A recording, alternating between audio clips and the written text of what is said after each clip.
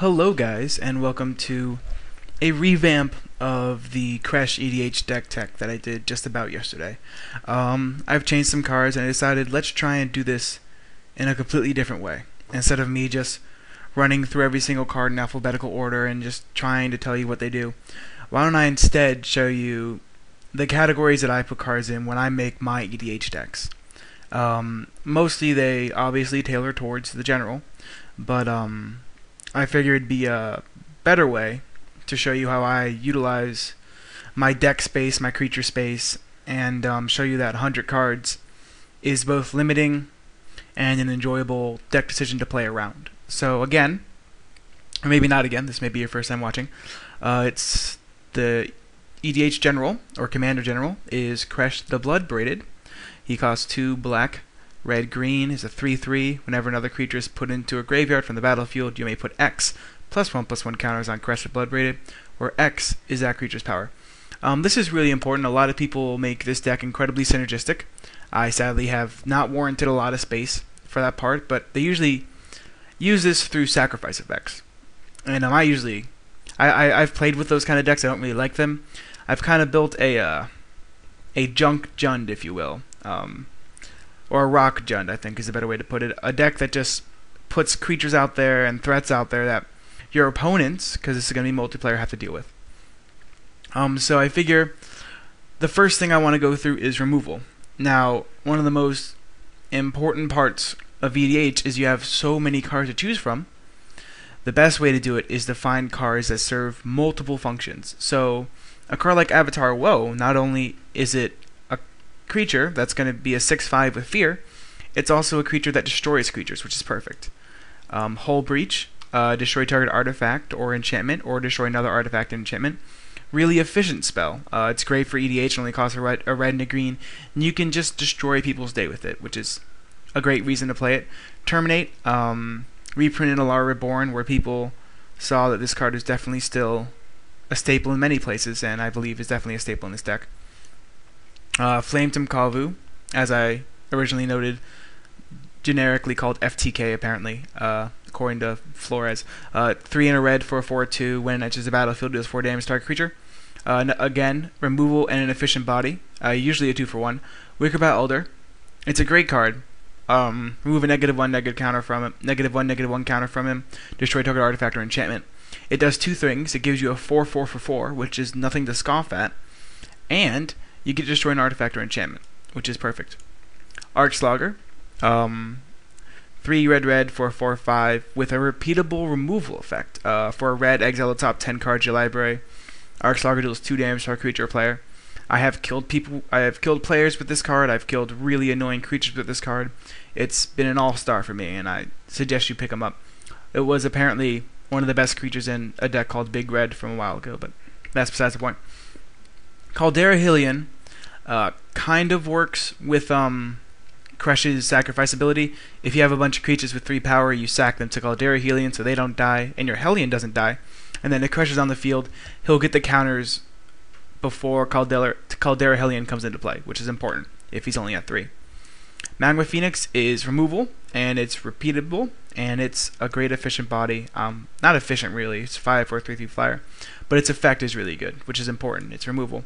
Siege Gang, again, it puts out 4 dorks, but they're all removal. They get a lot of stuff out of the ways of your good guys. Stomp Howler, destroying artifacts or enchantments on a creature, really important. Razormane Masticore, it's a 5 for a 5/5 first striker, and then in conjunction with that, you get to deal 3 damage to any creature you want on the field. So, Crossing Grip, very utility, destroy target artifact or enchantment, usually targeted at Sensei's Divining Top, but important regardless. Consuming Vapors, this is important for the format. A lot of people play cards like Ural or Hakim Loreweaver. These are generals that you pile up enchantments on and they become untargetable. And the only way to kill them is to have a sacrifice effect, like a Diabolic Edict effect. And I think one of the best one of these is Consuming Vapors. You can hit multiple people, and you get to gain all the life from their general going down, which is perfect. And then finally, Relic of Generatus exiles all cards from her graveyard. It's removal of a different sort, just like Bajuga Bog, which should be in this pile. So there we go. That's my removal suite, pretty much. sorry about this, including Tectonic Edge. Wrong pile again. 1, tap it to destroy target non-basic land. Important to destroy really annoying lands within the format, like Academy Ruins. So watch out for those. Next we have Mana Ramp. At the end of the video I'll show you the converted mana costs, but a lot of the creatures and cards I play require many different types of mana, and a lot of it. So stuff like Journey Discovery, which gets you basic lands, Kadama's Reach, and Harrow are all important. We have cards like Utopia Tree, the cheap BOP. Rampant Growth. Release here is an important one. This is colorless artifact searching. It's really important. I'm a very big fan of it. For 2 colorless, it's an artifact from Conflux. 2, sacrifice it. Search your library for up to 2 basic land cards. Reveal them, put them into your hand, then shuffle your library. Amazing at fixing mana. And it lets you keep 2 lands in Armor Relief Sphere, which is perfect. It's pretty much what you want to do. Soul Ring Elf is what it's affectionately named as. It's a repeatable effect. It ramps you up a mana very, very, very fast, which is perfect. And then, of course, everyone's favorite, Bird's Paradise. Now we come to my 5 cards dedicated, not really dedicated, but mostly dedicated to our sacrifice effects. We have Mirror of the Moaning Well. It's a legendary land. Add 1 to your mana pool. 3, sacrifice a creature. You gain life equal to the sacrifice creature's toughness. One of the best parts about sacrifice effects is that it gets around stuff like mind control. And other generals like Mariki Ray Beret, who just loves to steal your stuff, you can just go, I'd rather sacrifice it instead. Momentous Fall, additional cost to cast Momentous Fall, sack a creature. You draw cards equal to the sacrifice creature's power, then you gain life to its toughness. A really great card from Raziel Eldrazi. It shows its own here. Grave Pact, with the cool Grim Reaper art. For 1 black, black, black, whenever a creature you control is put into a graveyard from the battlefield, each other player sacrifices a creature. This is really important when you're playing a card like Awakening Zone, to realize that tokens do go to the graveyard and they do count for Grave Pact. Awakening Zone, another great card from Raziel Eldrazi, 2 and a green. Beginning of keep, put a 0/1 Eldrazi spawn onto the battlefield. And then finally, Greater Good. Sack a creature, draw cards equal to the sacrifice creature's power, then discard 3 cards. It's always a great card. The next little pile we're going to go through are recurring cards. All your cards in EDH should be cards you want to have back in your hand. And because of that, having Recursion is usually really powerful. So stuff like Restock for 3 green green, return 2 target cards from your graveyard to your hand, then exile it, is really important. Let's say they destroy your Awakening Zone, or they kill your Caldera Hylian, or you want to get back your Flamestone Kavu.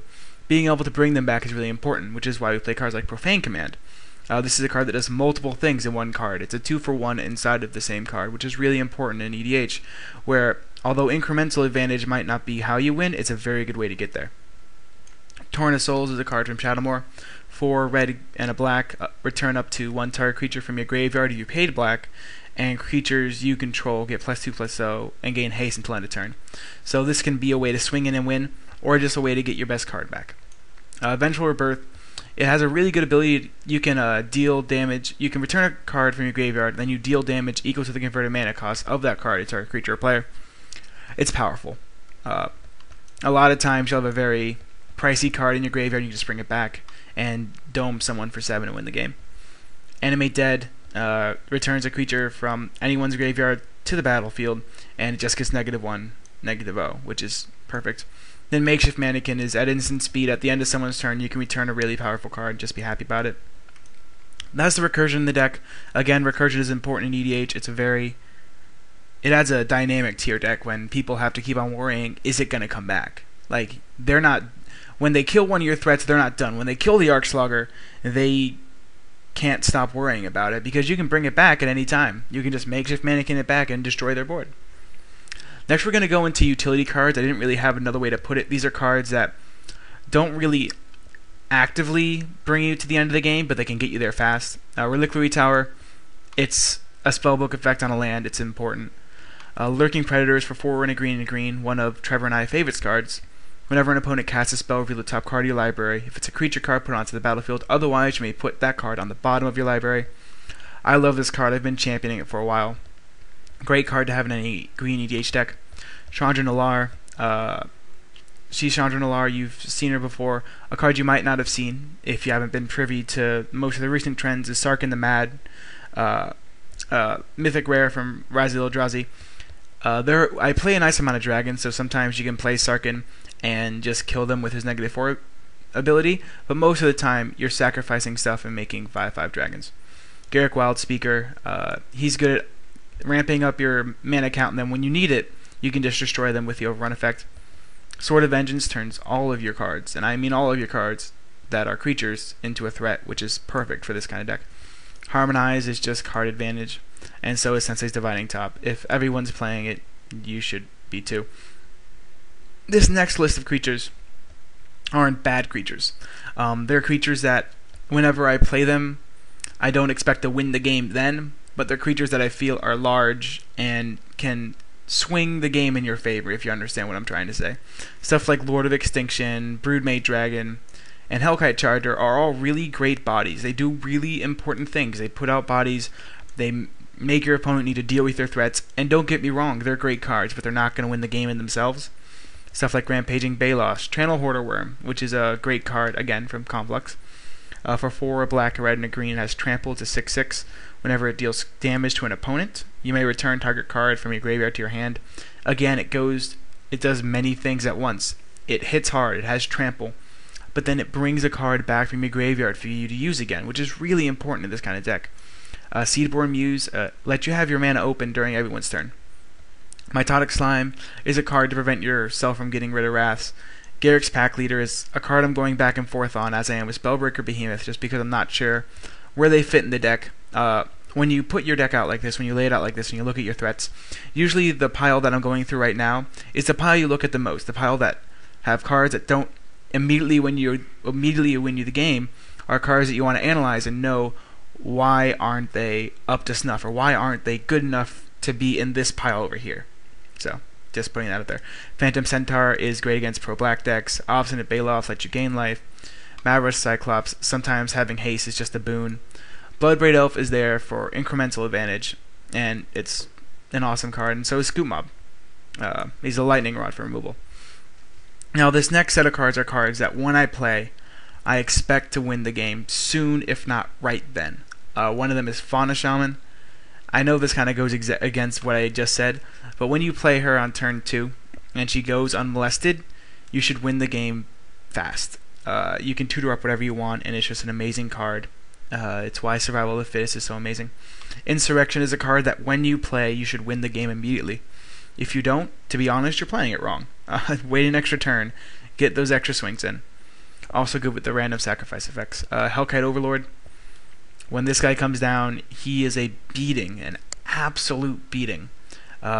You should hopefully win the game that turn, kill someone that turn, or just take over the entire game. That's why he's in this pile. Karthus Town of Jund in the same way. A lot of people play dragons. If you're playing against other decks with dragons, one of the best things you can do is steal all of them. So that's why I love Karthus Town of Jund. Rude Awakening is a card that I have killed people with many times. It's a card that wins the game by itself, as long as you're playing lands, but by itself, and it's really important in this deck. A lot of the cards are just a means to an end, and this is one of those ends. This is how you win the game. Dragon Broodmother, so much advantage over all the turns. I can't tell you how many times this card has won me the game. It's amazing. I can't praise it highly enough. Inferno Titan, he's a new addition to the deck. I don't know if he deserves to be into this slot yet, but I think he's amazing. An immediate effect when he gets down, an immediate repeatable effect, and the fire breathing isn't too shabby either. Then Hibernation's End. I'm debating if this should be in the incremental advantage side, but I find that whenever I play this card, it's really hard for me to lose. So there's the deck. As I said, I'll show you by converted mana cost, so you can see how the curve ends up. There's a lot of 5 drops and a lot of 4 drops, a nice amount of 6 drops, and some cards up here. But mostly, if you notice, if you can see, there's a lot of mana ramp into these cards. You want to have the mana available, you want to get it out of your deck even, so that you can play the great cards that you have in the higher end, the cards that should win you the game immediately. So, let me know in the comments of this video, or just message us. This has been Tom from MTG Radio. I don't know if I opened with it, I forgot already.